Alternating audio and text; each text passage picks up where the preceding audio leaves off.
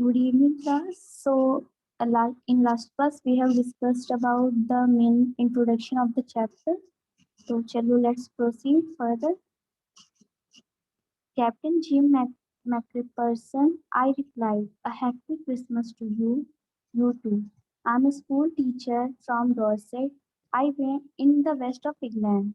Ah, Dorset, he smiled. I knew this place. I knew it very well. We shared my room nation and his excellent sauces. As we talked, Connie, how we talked, he spoke almost perfect English. But it turned out that he had never set foot in Dorset, never ever been to England. He had learned all he knew of England from school and from reading books in English. His favorite writer was Thomas Hardy. His favorite book, Far from the Madding Crowd. So, out there is no man's land. We talked of Bathsheba, Gabriel Oak, Sergeant Troy, and Dorset. He had a wife and a son, both born just 6 months ago. As I looked about me, there was hundreds of khaki and grey everywhere, all over no man's land, smoking, laughing, talking, drinking, eating. Hans Wolf and I shared what was left of your wonderful Christmas cake, Connie. He thought the marzipan was the best he had ever tasted. I agreed. We agreed about everything and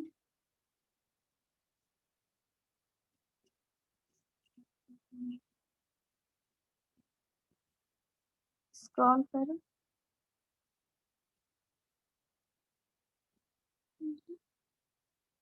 about everything, and he was my enemy. There never was a Christmas party like it, Connie. Then someone I so in this paragraph ये बता रहा है जो gym था वो अपनी wife को letter भेजा था उसने, तो वो इसमें ये एक्सप्लेन करता है कि जो हैंसवोल्फ थे और वो उन दोनों ने बहुत अच्छी बात की थी, बहुत बातें की, बहुत ज्यादा फ्रैंक हो गए थे, दोनों बहुत फ्रेंडली हो गए थे। पहले जिम ने खुद को इंट्रोड्यूस किया और उसके बाद बताया कि वो डॉर्सेट का एक टीचर था जो कि एक वेस्ट इंग्लैंड में एक स्कूल है। तो फिर अ, जो हैंसवर्थ था उसने बताया कि हाँ मैंने बहुत सुना है डॉर्सेट के बारे में, और उसने इस तरह से एक्सप्लेन किया डॉर्सेट के बारे में जैसे लग रहा था कि वो वहां घूम के आया हो, लेकिन वो वहां घूमा नहीं था। वो उसने डॉर्सेट के बारे में ओनली बुक्स में और ऐसे पढ़ा था, खुद वो वहां इंग्लैंड के किसी भी एरिया में वो घूमा नहीं था। फिर उसके बाद वो आगे बताता है, और फिर उसके बाद फिर वो अपना राइटर बताता है कि थॉमस हार्डी उसके फेवरेट ऑथर हैं, और फिर उनकी एक बुक के बारे में और उसके कैरेक्टर के बारे में वो लोग डिस्कस करने लगते हैं बात।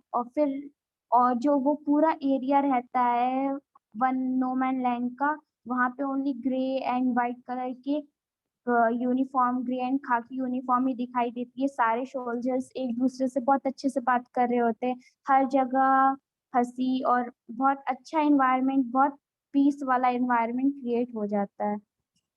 तो फिर तो फिर जो जिम रहता है वो क्रिसमस केक ऑफर करता है उसको, हैंसवोल्फ को, जो कि कॉनी ने उसे भेजा था। तो जब जिम हैंसवोल्फ उसे खाता है तो वो कहता है कि this is the best marzipan I have ever tasted, ये सबसे बेस्ट है जो मैंने अभी तक खाया है। इस फिर उसके बाद वो फिर उसके बाद जो जिम रहता है वो एग्री करता है कि हाँ हमने सब कुछ शेयर किया था, लेकिन we were enemy, but it was nothing like that. और फिर हम लोग बहुत अच्छी वो क्रिसमस पार्टी थी, और उस पार्टी को उससे मतलब वो पार्टी उसे बहुत अच्छी लगी थी, वो ये कॉनी को बताता है इसमें। और इसमें एक न्यू वर्ड इसमें एक आ जाएगा, मार्जिपैन, जिसका मीनिंग होता है a sweet covering on cake from sugar, eggs and almonds. जैसे क्रीम होती है केक की, उसी टाइप का होता है मार्जिपैन।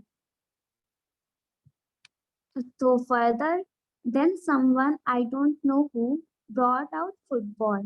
Green coats were dumped in piles to make goalposts. And the next thing we knew, it was Tommy against Fritz out in the middle of no man's land. Hans Wolf and I looked on and cheered, clapping our hands and stamping our feet to keep out the cold as much as anything. There was a moment when I noticed our breaths mingling in the air between us. He saw it too and smiled. Jim McRiffan, he said after a while, I think this is how we should resolve this war. A football match? No one dies in a football match. No children are orphaned. No wives become widows. तो फिर उसके बाद थोड़ी देर बाद ये होता है कि जो इन्वायरमेंट रहता है वहां पे पता नहीं कोई अननोन बंदा जिसे जिसे जिम नहीं जानता था वो उसके लिए एक फुटबॉल ले आता है और जो ग्रीन पोर्ट्स होते हैं उससे ये लोग गोल पोस्ट बना लेते हैं दोनों साइड का। और फिर नेक्स्ट थिंग फिर अगले आगे बस यही होता है कि जो टॉमी रहता है जो टॉमी टॉमी तो जैसे इंग्लैंड की आर्मी होगी और फ्रिट्ज जर्मन आर्मी, तो इन दोनों के बीच में बस ऐसे ही as a football play competition होने लगता है नो मैंस लैंड के बीच में। और जो हैंस वुल्फ रहते हैं एंड जिम रहते हैं वो दोनों बस चीयर करने के लिए रहते हैं, वो पार्टिसिपेट नहीं करते हैं। They both were cheering their teams and environment तो ठंडा था ही क्योंकि क्रिसमस का टाइम था। तो फिर उसके बाद जो धीरे धीरे जो वो उन दोनों दोनों टीम्स की जो ब्रीथ थी वो हवा में ऐसे मिक्स हो गई थी कि कोई डिफरेंशिएट नहीं कर पा रहा था कि कौन किस टीम का है, सारे सेम लग रहे थे उस पॉइंट ऑफ टाइम पे। फिर उसके बाद वो देखता है, फिर जो जिम रहता है वो बताता है कि मुझे ऐसा फील हो रहा है, तो फिर हैंसोल्फ भी कहता है कि हाँ मुझे भी यही लग रहा है। फिर हैंसोल्फ उसे सजेस्ट करता है कि मैं तो सोचता हूँ अगर वॉर को रिजॉल्व करना है मतलब किसी कॉन्फ्लिक्ट को किसी इशू को हमें खत्म करना है तो उसका ऑप्शन वॉर नहीं रखना चाहिए। जैसे अभी फुटबॉल मैच चल रहा है हम वैसे भी कर सकते हैं इसे। फुटबॉल मैच में कोई कोई मरेगा नहीं, कोई किसी के बच्चे ऑर्फेन अनाथ नहीं बनेंगे, किसी की पत्नी विधवा नहीं बनेगी। सब सारा पीस से मैटर हैंडल हो जाएगा आराम से, किसी को कोई प्रॉब्लम नहीं होगी। तो फिर आगे कहता है, फिर टॉमी कहता है मतलब जिम कहता है I had prefer cricket I told him then we Tommy's could be sure of winning probably we love at that and together we watch the game sad to say Connie, Fritz won, 2 goals to 1. But as Hanswolf generously said, our was wider than theirs, so it wasn't quite fair. तो जो gym रहता है वो कहता है कि अगर ऐसा रहता तो हम तो बोलते कि हम क्रिकेट खेलो तुम लोग, क्योंकि इंग्लैंड का तो मेन गेम है क्रिकेट, क्रिकेट उन्हें अच्छे से ही आता होगा, हर बच्चों को आता होगा। तो वही टॉमी कहता था कि अगर ऐसा रहता तो हम लोग क्रिकेट खेलते और शायद हम लोग ही जीतते। फिर उसके बाद वो ऐसे कहता है, फिर उसके बाद बताता है कॉनी को कि बट सैडली वो लोग मैच हार गए थे। जो जर्मन आर्मी थी वो 2 गोल से 1 गोल से जीत गई थी और इनका उनके 2 गोल्स थे और इनका 1 ही था। लेकिन इसका कोई इश्यू नहीं हुआ था क्योंकि हैंसवर्थ था, उसने बहुत अच्छे से कहा था कि उनका जो गोल पोस्ट था वो चौड़ा था उनके से, इसलिए ये क्वाइट फेयर नहीं था, ये गेम अच्छा सही नहीं था। तो फिर इससे कोई इश्यू नहीं हुआ। The time came, and all too soon, when the game was finished, the scapnas and the room and the sauces had long since run out, and we knew it was all over. I wished Hans well and told him I hoped he would see his family again soon, that the fighting world would end and we could all go home. तो फिर अब Christmas का पूरा दिन तो उन्होंने ऐसे enjoy कर लिया, तो धीरे धीरे टाइम आने लगा था जब रात होने लगी थी। तो फिर वो लोग अपने अपने एरिया में अपने अपने कैंपेन में जाने लगे थे और फिर सॉसेस वॉसेस जो वो सब लाए थे ड्रिंक करने के लिए वो सब खत्म हो गया था। फिर they enjoyed and it was a great memory for them. एक बहुत अच्छा था ना जब दो कंट्री की आर्मी जो लड़ाई कर रही हो उस प्रेजेंट टाइम में और वो खुद एक साथ एक दिन के लिए पीस के साथ वो कोई फेस्टिवल मनाए तो बहुत अच्छा रहेगा। तो फिर इसीलिए उन्होंने ऐसा किया था, तो वो बहुत उन्हें अच्छा फील हो रहा था। और फिर उसके बाद जो हैंस से जिम कहता है कि मैं तो चाहता हूँ कि ये वॉर जल्दी से जल्द खत्म हो जाए और हम लोग अपनी फैमिलीज के साथ फिर से रियूनाइट हो जाएं, फिर से उन लोग से मिल लें। और बस बस यही दोनों प्रे करते हैं और फिर दोनों अपने अपने एरिया में जाते हैं। फिर उसके बाद आगे, I think that it was it I think that it is what every soldier want on both sides. Hanswolf said, "Take care, Jim McGibson. I shall never forget this moment, nor you." He saluted and walked away from me slowly, unwillingly. I felt he turned to wave just once and then became one of the hundreds of grey-coated men drifting back towards their trenches. तो फिर उसमें जो हैंसवॉल्फ कहता है कि वो कहता है कि मैं क्या, सारे सारे सोल्जर्स यही चाहते हैं कि ये वॉर जल्दी खत्म हो जाए और वो अपनी फैमिली से मिले, रियूनाइट हो जाए। फिर हैंसवॉल्फ कहता है, चलो टेक केयर जिम। एंड फिर कहता है कि मैं तो ये मोमेंट कभी नहीं भूलूंगा, और वो यही एक्सपेक्ट करता है उससे भी कि वो भी नहीं भूलेगा, और उससे सैल्यूट करता है। और फिर अनविलिंगली, चाहता नहीं है बात वहां से जाना, क्योंकि उसके साथ हैंसोल्फ का जिम के साथ जो टाइम स्पेंड हुआ था वो बहुत अच्छा था, तो वहां से जाना नहीं चाहता है, बट अनविलिंगली उसे अपने एरिया में जाना पड़ता है, तो वो जाता है। और फिर थोड़ी दूर जाके वो बाय करने के लिए पीछे मुड़ता है जिम को। एंड फिर उसके बाद वही ग्रे कोटेड मैन में वो गायब हो जाता है। फिर इतने सारे लोग जाते हैं तो फिर वो उसी में मिक्स हो जाता है, तो पता नहीं चलता कि हैंसोल्फ है कौन। अपने ट्रेंचेस की ओर वो लोग चल जाते हैं। That night, back in our dots, we heard them singing a carol. हाँ, मैम अनविंगली मतलब क्या होता है? अनविलिंगली मीन्स ना चाहते हुए। जैसे किसी चीज को करने का तुम्हारा मन नहीं है लेकिन फोर्सफुली करना पड़ रहा है, जबरदस्ती, तो वही एक तरह से वो होगा अनविलिंगली। ठीक। Okay ma'am. That night, back in our dots, we heard them singing a carol and singing it quite beautifully. It was still night, silent night. Our boys gave them a rousing chorus of white shepherds watched. We exchanged carols for a while and then we all fell silent. We had had our time of peace and goodwill, and time I will treasure as long as I live. तो फिर उस दिन रात में वो लोग अपने अपने एरिया में आ जाते हैं, अपने अपने डॉट्स में आ जाते हैं। और वो लोग मतलब जो इंग्लैंड वाली आर्मी होती है उन्हें सुनाई देता है कि जर्मन्स गाना गा रहे हैं सोने से पहले।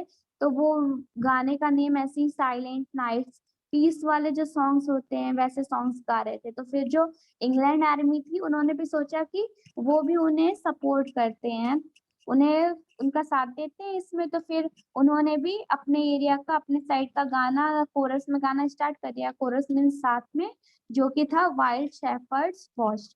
फिर उसके बाद रात में सोने से पहले they exchange carols of for while, तो गाना गाया रात में सोने से पहले।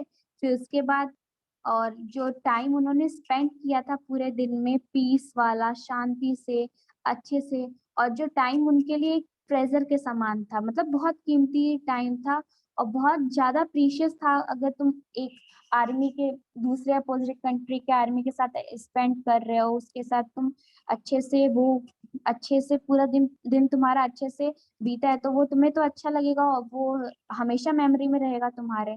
तो यही था।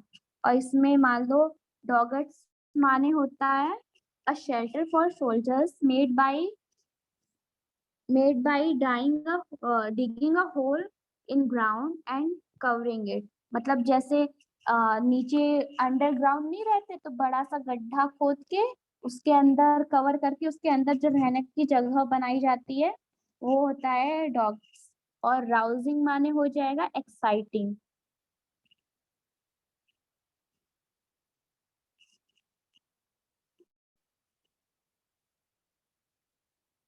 Dearest Connie, by Christmas time next year, this war will be nothing but a distant and terrible memory.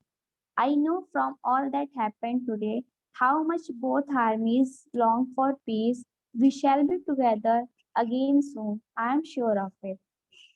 तो फिर जो एंड में जो जिम रहता है वो लिखता है कॉनी जो मैं मे बी नेक्स्ट क्रिसमस तक ये वॉर खत्म हो जाएगा और रहेगा नहीं, बस ये एक हमारी मेमोरी में रहेगा जो कि बहुत खतरनाक मेमोरी थी जिसे कोई भी एक्सपीरियंस दोबारा नहीं करना चाहेगा। फिर उसके बाद बोलता है कि हाँ मैं जानता हूँ कि ये सब जो आज हुआ, दोनों आर्मीज जो पीस के साथ रही और हम लोग वो उस पीस के साथ अगेन मिलेंगे, लेकिन नॉट एज अ आर्मी, हम लोग फिर एज अ पर्सन मिल सकते हैं। We shall be together again soon. और फिर उसके बाद एंड में उसे होप देता है कि हम लोग जल्दी मिलते हैं और फिर वो कहता है कि I am sure of it, मुझे इसका मतलब मैं कंफर्म हूँ कि हम लोग जल्दी ही मिलेंगे। फिर एंड में लिखता है योर लविंग जिम। तो उसका लेटर यहाँ खत्म हो जाता है।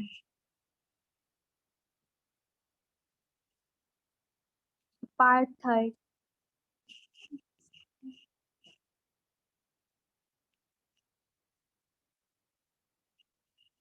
I folded the letter again and slipped it carefully back into its envelope. I kept awake all night.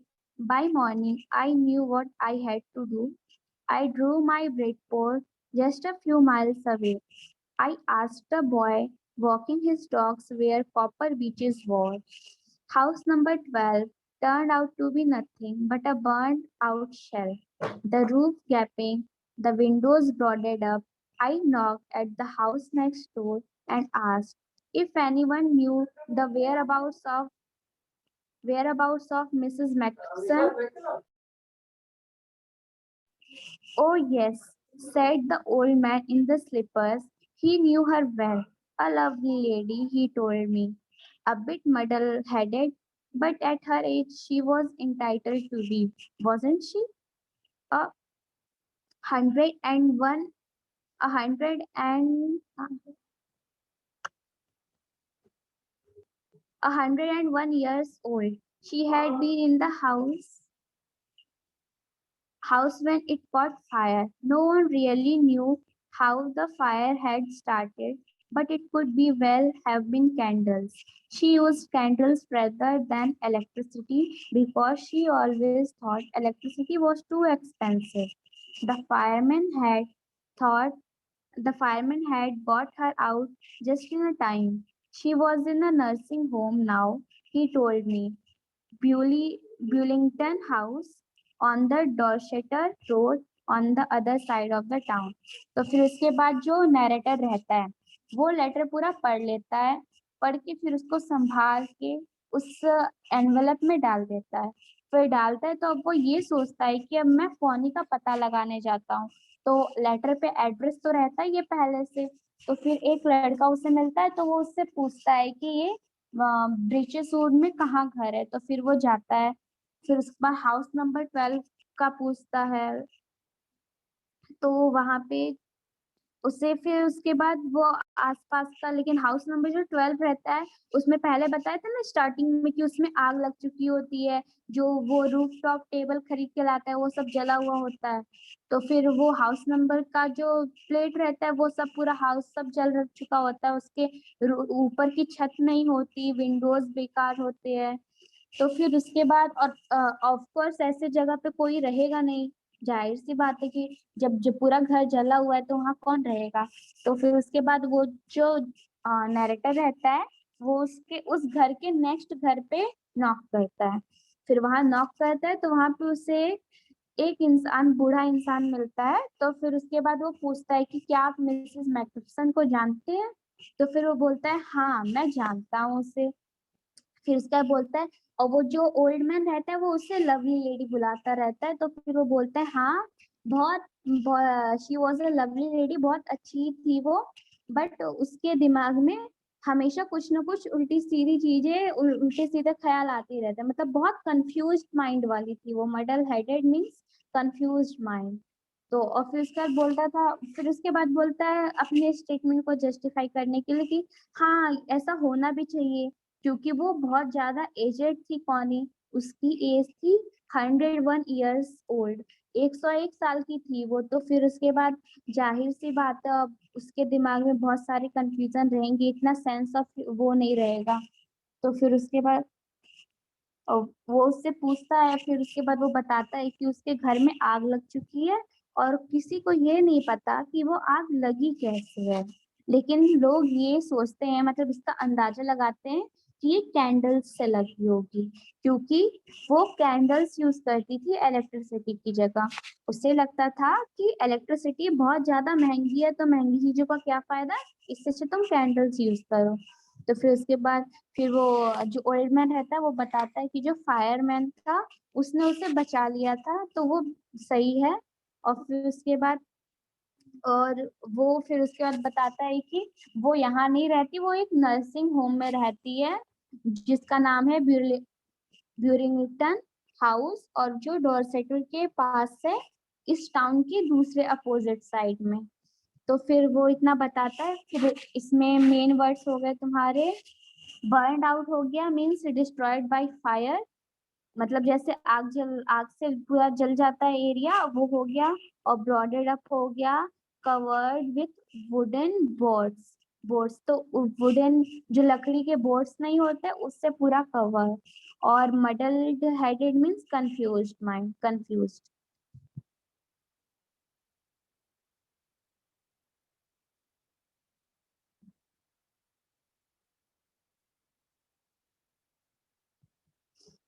I found Burlington House nursing home easily enough. There were paper chains up in the hallway, and a lighted Christmas tree stood in the corner with a lopsided angle on the top. I said I was a friend come to visit Miss McFun to bring her a Christmas present. I could see through into the dining room where everyone was wearing a paper hat and singing. The matron had a hat on too and seemed happy enough to see me. She even offered me a mince pie. She walked me along the corridor. Mrs. McGriffin is not in with the others, she told me. She is rather confused today, so we thought it best if she had a good rest. She has no family, no one visits. So I am sure she will be only too pleased to see you. She took me into a conservatory with wicker chairs and potted plants all around and left me. तो जो Willingdon house था वो nursing home उसे ढूंढने में ज्यादा problem नहीं हुई, वो आराम से उसे उसने ढूंढ लिया उसे। तो फिर उसके बाद जो पेपर चेन से वो पूरा हॉलवे वहां का डेकोरेट था, क्योंकि क्रिसमस का टाइम था तो पूरा बहुत अच्छे से लाइट लगी हुई थी। और जो क्रिसमस ट्री था वो बहुत अच्छा सा बना हुआ था, उसके टॉप पे एक एंजल को बैठा दिया था। और फिर उसके बाद फिर ऐसे ही था, बहुत अच्छी डेकोरेशन हो रखी थी नर्सिंग होम की। तो फिर उसके बाद जो नैरेटर रहता है वो नर्स से इंट्रोड्यूस करता है खुद को कि मैं मिसेस मैक्रफन का कोई मतलब एक फ्रेंड हूँ, जो उन्हें विजिट करना है मुझे, और मुझे उन्हें क्रिसमस प्रेजेंट देना है, क्रिसमस गिफ्ट देना है उन्हें विजिट करके। तो फिर उसके बाद फिर नैरेटर एक्सप्लेन करता है कि वो पूरे एरिया में देख रहा था कि डाइनिंग रूम में सारे पेपर का हेड लगा के बैठे थे और अच्छे से गाना गा रहे थे। और जो मैट्रन थी, मैट्रन मीन्स यहाँ पे नर्स है, मैट्रन मीन्स नर्स, तो नर्स थी, उन्होंने भी हेड लगा रखा था और बहुत हैप्पी हुई थी उसे देख के, क्योंकि जो नर्स थी वो नैरेटर को देख के बहुत खुश हुई थी और उसे ऑफर किया था माइंस पाई खाने के लिए उसे दिया था। और फिर उसके बाद वो उसे ले गई थी कॉरिडोर में मिस मैक्रफन के पास, क्योंकि उसने कहा था कि जो मिस मैक्रफन है वो दूसरों के साथ नहीं नहीं बैठती है, वो मतलब अपना उनको आज अलग रख दिया है क्योंकि वो बहुत ज्यादा कंफ्यूजन में है आज। और फिर हॉस्पिटल मतलब नर्सिंग होम वालों ने सोचा कि उन्हें अलग ही रखे तो वो और वो रेस्ट करे तो उनके लिए वो ज्यादा सही रहेगा। फिर वो बताती है कि जैसे कि तुम्हें पता ही होगा कि उनकी कोई फैमिली में कोई है नहीं और कोई उनसे मिलने नहीं आता है, तो वो बहुत खुश होंगी तुमसे मिलके। और फिर उसके बाद वो उन्हें ले जाता ही है अंदर। और हाँ, और फिर उसके बाद पॉटेड प्लांट्स उसके चारों ओर रहते हैं और फिर उससे छोड़ के वो चली जाती है। फिर इसमें मेन वर्ड्स आ जाएंगे, lopsided हो जाएगा, जिसका मतलब होता है असिमेट्रिकली, मीन्स ढंग से ना कटा हुआ। सिमेट्री तो पता है, इक्वल इक्वल चारों पार्ट में, तो lopsided हो जाएगा असिमेट्रिकली, रैंडमली, ऐसे इधर उधर कहीं पे भी। अब मैट्रन का तो बता दिया मैंने, नर्स हो जाएगा। The old lady was sitting in a wheelchair, her hands folded in her lap. She had silver white hair pinned into wispy bun. She was gazing out at the garden. Hello, I said. She turned and looked up at me vacantly. Happy Christmas, Connie, I went on. I found this. I think it's yours. As I was speaking, her eyes never left my face. I opened the tin box and gave it to her. That was the moment her eyes lit up with recognition and her face became suffused with the sudden glow of happiness. I explained about the desk, about how I had found it, but I don't think she was listening. For a while, तो इतने में जो old मतलब जो रहती है Connie, वो एक व्हील चेयर पे बैठी रहती है और जो उसके हाथ रहते हैं उसके लैप पे रहते हैं। और फिर वो आराम से बैठ के, और मतलब उसे फिजिकली डिस्क्राइब किया है, वो व्हील चेयर पे बैठी रहती है, हाथ उसके उसके लैप पे रहते हैं, और उसने मतलब उसके वाइट बाल, 101 ईयर्स के तो ऑफ कोर्स वाइट बाल होंगे, तो वो उसमें बन बनाए, उसका जूड़ा बनाए हुए बैठी है। तो और वहां से वो बाहर गार्डन को देख रही है। फिर जो नरेटर रहता है वो उससे ग्रीट करता है, कहता है हेलो, और फिर वो मैरी क्रिसमस कहता है। फिर उसके बाद वो बताता है, वो बॉक्स दिखा के टिन का जिसमें वो एनवलप रहता है, उसे दिखा के बोलता है कि मुझे ये मिला और मुझे लगता है कि ये तुम्हारा है। तो फिर उसके बाद जो मतलब नरेटर बताता है कि जब मैं ये बोल रहा था तो उसने एक बार भी अपनी आंखें उठा के ऊपर नहीं देखी। तो फिर उसके बाद वो टिन बॉक्स खोलता है और उसे दे देता है। और फिर जब वो देता है तो उस पॉइंट ऑफ टाइम पे वो फर्स्ट टाइम उसे देखती है अपनी आंखें उठा के। और फिर और ऐसा लगता है कि जैसे उसने उसे रिकॉग्नाइज कर लिया हो, और अचानक से उसके चेहरे पे बहुत ज्यादा हैप्पीनेस आ जाती है, बहुत ज्यादा वो खुश हो जाती है उसे देख के। फिर उसके बाद जो नैरेटर रहता है वो उसे एक्सप्लेन करता है कि उसे कैसे इस डेस्क में, मतलब उसे कैसे डेस्क मिली, फिर उसमें ये लेटर मिला। और फिर उसके बाद लेकिन फिर वो ये बोलता है कि उसे ऐसा लगता है कि वो उसे सुन नहीं रही होती है, वो अपने ख्याल में ही रहती है। फॉर अ वाइल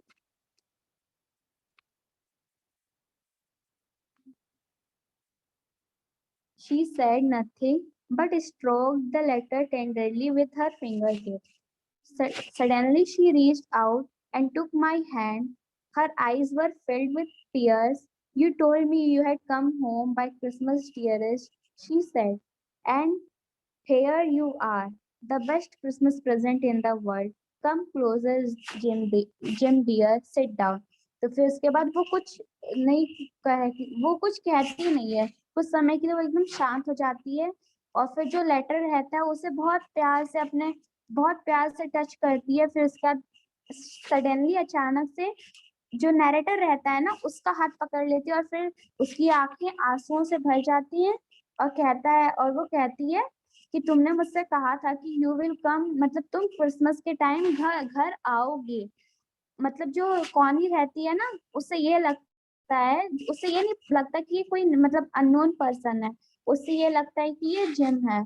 तो फिर उसके बाद उससे ये कहती है कि तुम, मुझे नहीं पता था कि तुम आओगे घर पे, और फिर मतलब मुझे पता था कि तुम क्रिसमस पे घर पे आओगे, और फिर यहाँ तुम आ गए, और ये जो है ये मेरे लिए best Christmas present in the world है, सबसे बेस्ट प्रेजेंट है ये मेरे लिए मतलब क्रिसमस का। और फिर उसके बाद बोलती है कि मेरे पास आओ, बैठ जाओ जिम। तो फिर उसके बाद फिर जो नैरेटर रहता है, फिर आगे देखो, I sat down beside her and she kissed my cheek. I read your letters so often, Jim. Every day I wanted to hear your voice in my head. It always made me feel you were with me. And now you are. Now you are back. You can read it to me yourself. Would you do that for me? Jim dear, I just want to hear your voice again. I had loved that so much. And then perhaps we'll have some tea. I have made you a nice Christmas cake, marzipan all around. I know how much you love marzipan.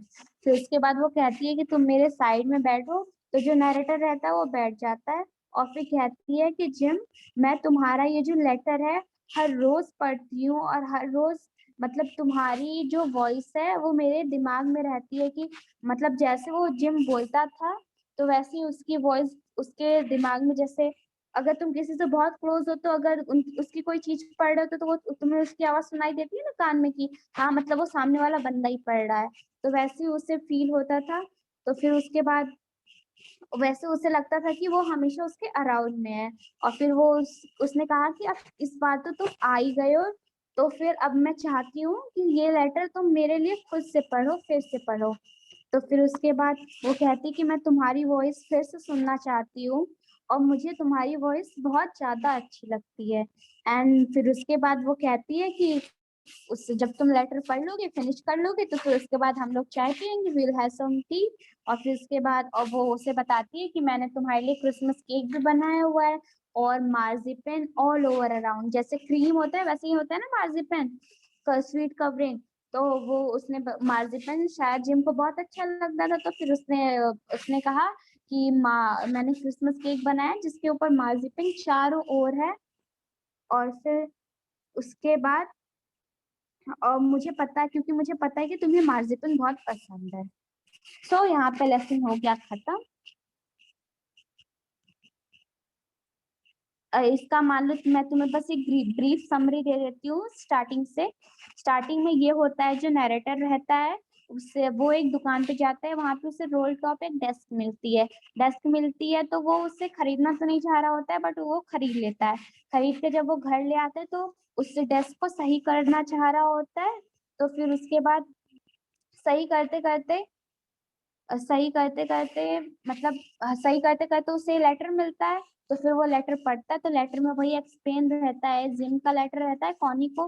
तो वही gym उसमें explain करता है कि कैसे German army और England की army दोनों ने साथ मिलकर क्रिसमस मनाया और कैसे उनका वो पूरा दिन बहुत अच्छा रहा, पीस वाला रहा और बहुत एक्साइटिंग रहा।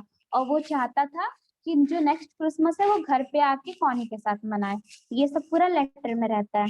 फिर उसके बाद जो ऑथर रहता है वो सोचता है कि ये लेटर उसके रियल ऑनर के पास पहुंचा देना चाहिए। तो फिर उसके बाद वो जाता है, कॉनी का एड्रेस फाउंड करता है और फिर उसके बाद जल्दी जल्दी और मतलब उसके बाद एड्रेस फाउंड करता है और फिर उसके बाद उसे ओल्ड मैन जो रहता है वो बताता है कि मतलब वो एक नर्सिंग होम में है। और फिर उसके बाद नर्सिंग होम का एड्रेस दे देता है। नर्सिंग होम का एड्रेस देने के बाद फिर वो जाता है नर्सिंग होम में, कॉनी से मिलता है। कॉनी से मिलने के बाद जो उससे लेटर के बारे में बता रहा होता है, लेकिन कॉनी जो रहती है वो उस स्ट्रेंजर को मिसअंडरस्टूड कर देती है। वो समझती है कि ये जिम है, जबकि जिम नहीं रहता, वो नैरेटर रहता है, एकदम स्ट्रेंजर पर्सन। लेकिन फिर भी अब वो नैरेटर उससे कुछ बोलता नहीं है, बस वो जिम की तरह वो अपनी बातें बताती है, जिम एज अ मतलब जिम कंसिडर करके उसको जिम समझ के। फिर उसके बाद केक वेक का सब बताती है और फिर अपनी सारी चीजें एक्सप्लेन करके बस यही है स्टोरी में।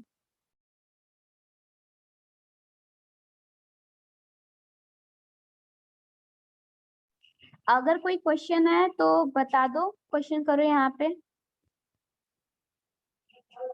और जो HW रहेगा मैं वेबसाइट पे कर दूंगी अपलोड, तो फिर क्वेश्चन तुम लोग यहाँ पे कर लो जल्दी से।